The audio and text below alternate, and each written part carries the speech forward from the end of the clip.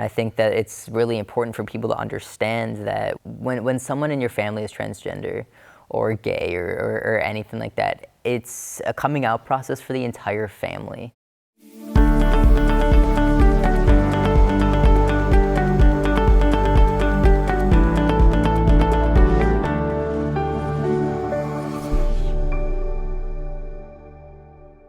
Welcome to My Healthy Mind. I'm Elizabeth Atkins.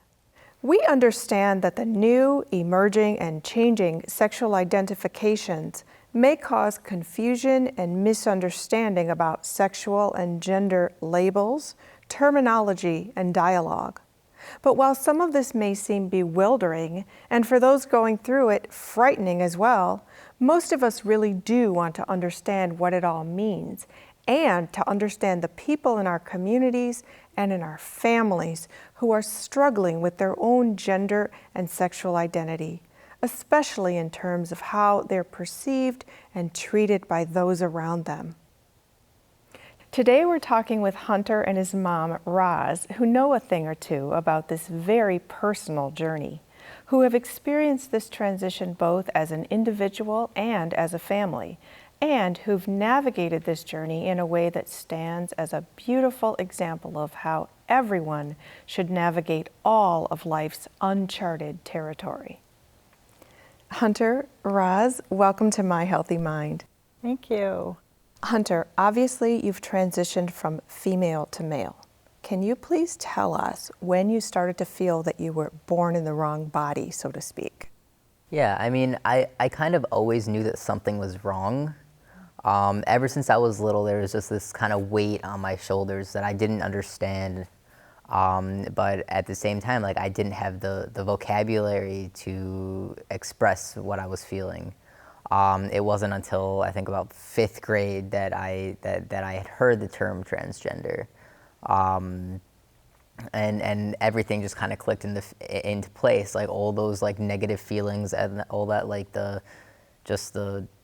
wrongness that I felt in my gut, just kind of it all clicked into place, and I knew for the first time that I knew what was wrong, and that kind of gave me hope. Can you talk about the wrong that you felt? You wore boys' clothes, you felt like a boy from the inside out. Can you describe that? Yeah, I mean, I was never a girly girl, never. I always loved superheroes. I always wore boys' clothes. I played with the boys. I played in the mud. I would go and climb trees. But it really, I wouldn't say that I felt like a boy. Because like in my head, like that wasn't possible. So like I didn't even give it a thought, you know? Not until I heard the term that was like, oh, like that makes sense. Like I never really felt like, oh, like I'm a boy. Like not, I guess I think the first time I actually said I was a boy, I was 6. Yeah. About 6 years old in a tub. And I looked at my mom and I said, Mom, I'm a boy. And then I never said it again. When did you first hear the term transgender? On YouTube in 5th grade. I was just kind of browsing on YouTube, looking at like cover songs and stuff like that, and I found a YouTuber that was he was just covering a song that I liked, and then I noticed, like, you see like the suggested videos, and it's talking about his transition. I was like, what's this? And then he talked about going to see like an endocrinologist, and I learned that he was born female. He said the term transgender and explained it. Like I was like, oh, like that's me. And for the first time, I was just like at peace. I was like, I knew what was going on. Like I didn't know where it was going to go from there, but I knew what was happening. Just to be clear, this was before the word transgender was common knowledge. Can you talk about that? Like you had no idea. Yeah, there is nothing out there. I think the language in the conversation up until that point was about drag queens and using the words transsexual or transvestite, which kind of fetishized the behaviors. So it wasn't really talked about in a way that was Inclusive. intelligent, inclusive. Yeah, I mean that stigma still, I mean even so many years later, that stigma still affects the trans community. We're still, a lot of the times we're still seen as sexual objects, as not people, whether people realize it or not, which makes dating hard because people fetishize your body instead of learning who you are. So it makes dating and romance really hard to find someone that's interested in you, not what you've been through. But yeah, that was mostly what people thought when I would say like, yeah, like I'm transgender. They were like, what? You're 14, not realizing really what it meant. So how did you feel once you recognized this? I mean, I felt like kind of like the entire world kind of opened up. Everything made sense. Things weren't perfect. I mean, it was scary to know that like I was different. But at the same time, it was a weight off my shoulders to know, like to finally know what was going on. So did you tell anyone? Not for a while. I didn't mention it until 7th grade when I mentioned it to my friends. What happened when you mentioned it to your friends? I think I really just said like I'm transgender, and I kind of just explained what that meant. And I mean, they had been my friends since 1st grade. I wasn't too worried. They were supportive. They never ever questioned who I was, and they just kind of rolled with it. Just whatever I needed, they helped me. So we had no idea, of course, because he was still researching and had told some friends, but we knew that things were off. You know, there was a lot of struggle going on that wasn't, at least what I didn't think was typical middle school angst and behaviors, but we didn't know what it was. But did you notice anything earlier? You know, we just said, you know, she's a tomboy. There were lots of like little things that I just sort of chalked up as like, okay, a little odd, but. And this was way before the word transgender was a household word. Yeah, way before. Okay. So then, when did you tell your parents? I didn't really like come out to them. It was more of like an angst thing. It was situational. We had just come back from another failed shopping expedition because I always wanted to get boys' clothes, and my mom didn't understand. And I mean, I'd throw a fit because like I did not want girls' clothes. I didn't like blouses. I didn't like anything. I just was very uncomfortable in any of that stuff. And then I had also been wanting to cut my hair. And so just kind of with those two things, like whenever I showed my mom like a haircut, it was always like kind of like a male haircut, you know? And so like finally my mom asked like that night, like, are you trying to look like a boy? And I said yes, and walked upstairs and got followed, of course. But I mean, that's just kind of how it happened, how like it came out. It was more of like an outburst than actual like planned coming out. That's when he spilled the beans, and I had no idea. I don't think I had ever heard the word transgender. I didn't know what any of it meant. He was throwing out terminology. So I had been researching for for years. 2 I years. already knew all like the acronyms. I already knew like how everything worked, and so I was just saying is like that I like is I had 7 years. My mom had about 7 minutes to kind of catch up. Yeah. And what did that feel like for you, Roz? You know, I was worried. I knew that I would do anything to help him, and I think I even said that you know, my goal for both my kids has always been that they're happy, healthy, productive human beings, and that they can find love, and that they find a career that they love. And I didn't want anything to get in the way of that for Hunter. So, you know, right off the bat, I said, you know, we'll figure it out. But inside, I didn't I didn't know what this meant. I didn't know the word. I didn't know the language. He was already talking about going on hormones and that he needed to see a therapist in order to go on hormones. And he wanted a chest binder to hide his feminine-looking chest. And it was just like too much, too fast. I didn't know what to do with all of that information. So, Hunter, obviously your mom was very non-judgmental. So how did your friends react? My friends were the same way. I mean, some of them were confused, but they didn't really let that on. They kind of understood like this is something that was really important to me, and they just kind of rolled with it. They helped me when it came to switching the name that I used in school. We did it in a way where like they just started, like instead of like making an announcement, they just started kind of using my chosen name Hunter in school, and eventually everybody else caught on as well. So I didn't have to have that like big announcement, that embarrassment, like that face of rejection. I didn't have to deal with that. I just kind of like, they helped like a smooth transition. but that wasn't until high school. That was until high school.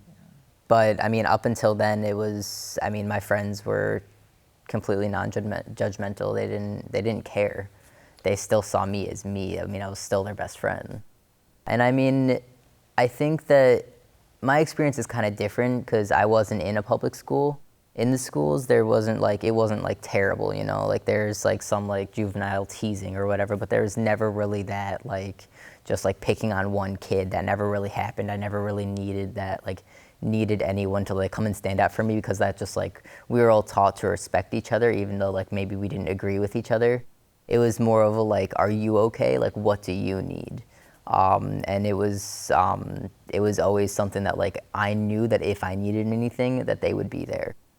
So Roz, you said that you believe all families and communities should react this way, and especially in addressing bullying toward all kids and people.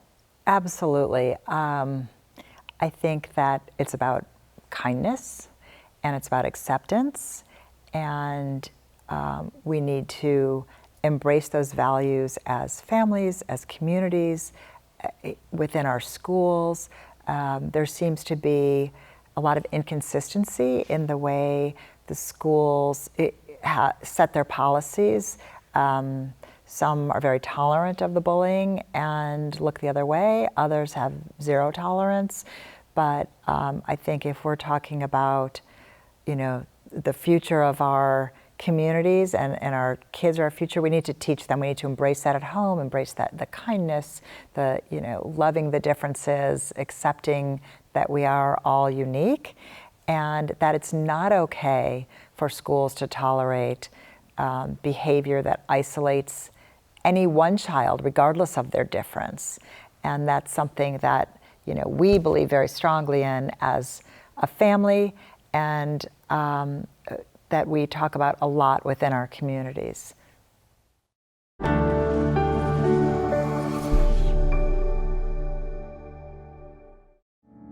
My job was causing me so much stress. I felt disconnected and frightened. I felt so isolated. I was beginning to feel trapped, depressed. I never expected that to happen to me.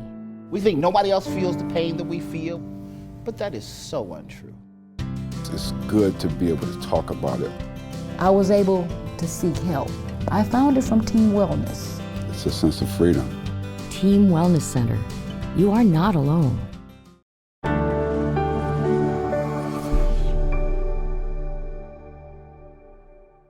So Hunter, when you actually did come out, what was the transition like? Well, I started my transition when I was 14.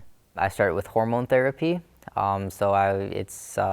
Basically, I was taking male hormones, and that way my voice would deepen like it has, and it also allows me to grow facial hair. And then once I was 16, I wanted chest surgery. Since I had already gone through female puberty, I had a female chest, and I wasn't comfortable with that at all. So I would start to wear baggy clothes, and so anything to hide my figure. But once I think I was 17, I got surgery. I got top surgery over the summer, and I'm not self-conscious anymore. And I would say I'm fully transitioned. One of the things that was so difficult for me, I was 100% accepting, on his side, looking for any resources I could find for him. It was a period of time that, for me personally, brought a lot of sadness because it was the reality. It was the contrast and the reality that this is who my child is, and he's not going to be this lovely young woman, he's going to be a young man. And so while some families talk about mourning the loss of a child, I didn't feel that. It wasn't that kind of grieving, but it was having to come to terms with what our new reality was going to be. And another reality is you've said that Hunter has a very unique perspective in that he's been a brother and a sister, a son and a daughter. Yeah, and we talk about that all the time, that, not many people can say that they've lived as female and lived as male, or lived as different genders at some point in their life. And I think that, you've embraced that, right? Yeah, for sure. I mean, it's something that I don't take for granted. It's something where I can see both sides of issues. And I can see why feminism is so important, but I can also see what men have to deal with growing up as well, and learning to hide their emotions and that form of toxic masculinity. So I do see both sides. I see the stark contrast about how people are treated differently, even if it's just the slightest thing. Because I've experienced both of it, and so I'm able to understand that there's problems on both sides. But this way I can talk to my female friends about stuff that they're going through, and I can also talk to my guy friends about stuff that they're going through. Roz, you've talked about how it was difficult to flip the switch. Can you talk about that in terms of pronouns and having anybody to talk to? So we had months before Hunter said, I'd like to use male pronouns now, and I'd like to choose a new name. It was just, I went for a period of time without using any pronouns. I'd say my child. I never even noticed that. Yeah, and I was, I was very respectful of what Hunter's wishes were, but it was hard. It was hard to say he or my son. And I very distinctly remember buying, I think it was a birthday card that was happy birthday to my son. And that was a big deal for me because I was finally acknowledging the change. It was like the public acknowledgement and being able to actually say those words. So that took a while. And so, Roz, you were also doing research on your own. Can you take us through what were you finding in your research?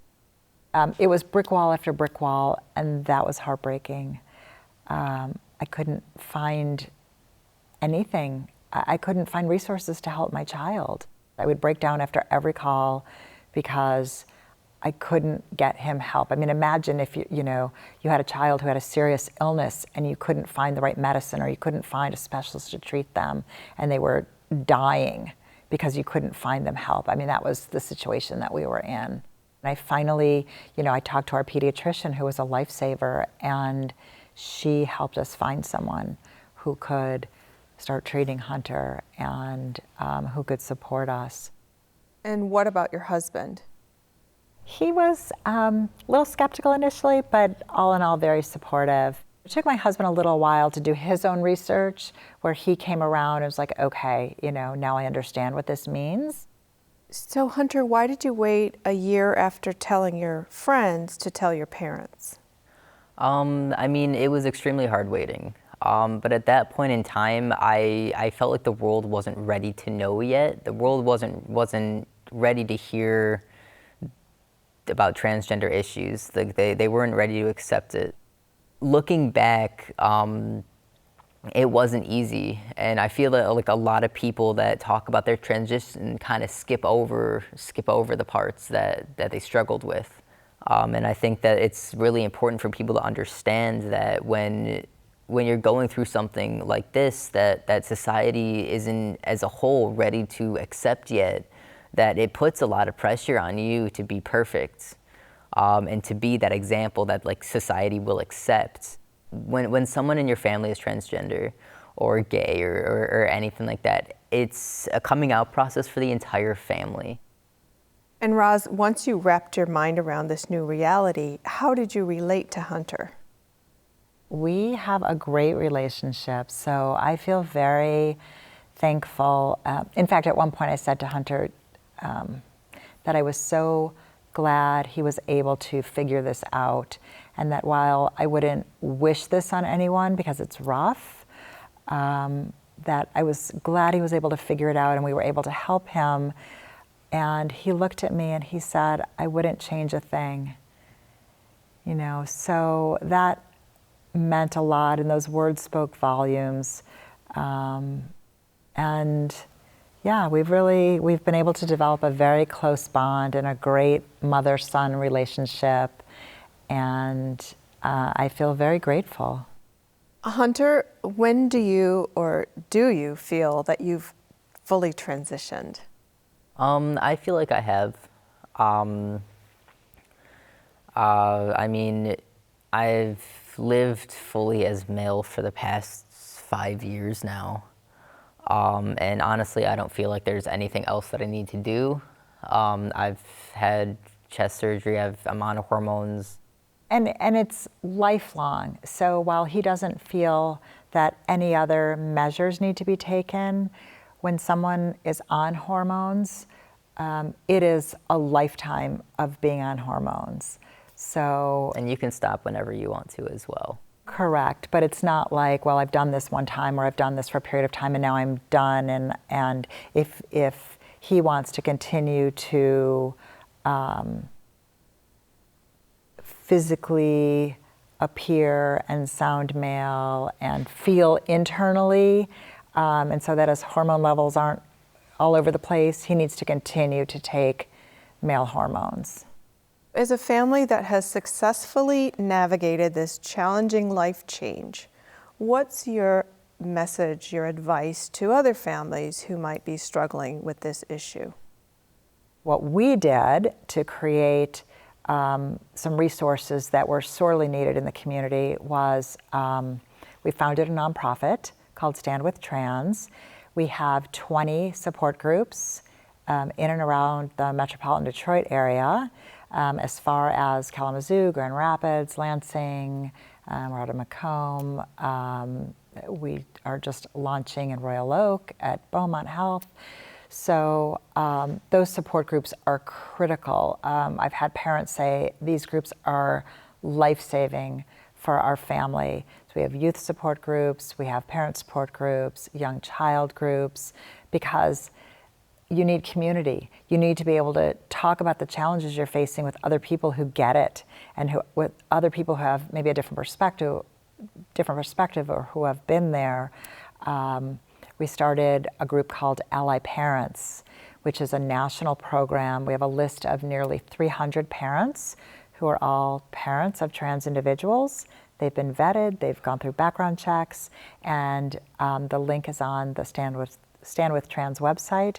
You can call or text any of these parents and just, chat about a particular issue or challenge. A lot of times the youth will text and say, I don't know how to tell my mom. I don't know how to, I don't drive yet. I can't get to any resources. So it really is love at the other end of the phone for the people who access the service. It started with the death of a trans kid. Of a young trans woman. The parents were completely unaccepting. And so we kind of thought, like, what if it didn't have to be your parents that was accepting of you, but it was a parent?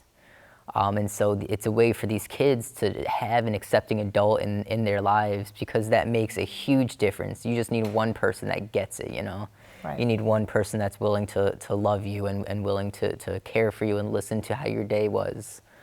And that's how really that started, is just like a way for parents and for kids that don't necessarily have all the support at home to find that support in a family. Yeah, well said. There are just too many out there who are turned away from their families when they come out and have nowhere to go and feel unsafe, or they're bullied at school and they feel like they can't come out at home, and there's no safety net. So we really try to create resources where the confidence will be boosted, they can take away skill sets, they're building communities so they can find peers to connect with who understand what it's like to be trans.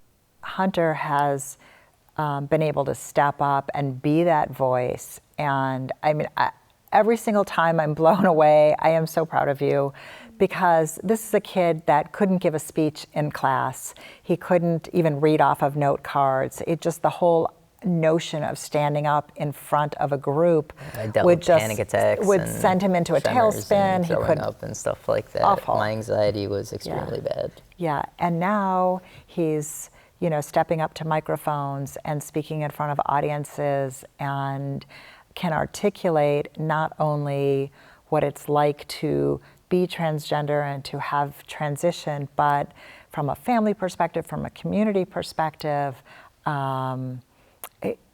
there are so many lessons. So through your pain, you found your power, and that's empowering other people. Yeah, and I think that that's something that I really live by, because I mean, one of the most common questions I get asked is that if I could go back and be born male, would I? And maybe when I first started transitioning, I'd say yes, but at this point, no. At this point, I feel like what I've been through and what I've grown into, just, it's based so much off of my experiences, that like I wouldn't be who I was today if I hadn't gone through so many trials, and if I hadn't grown up the way that I had.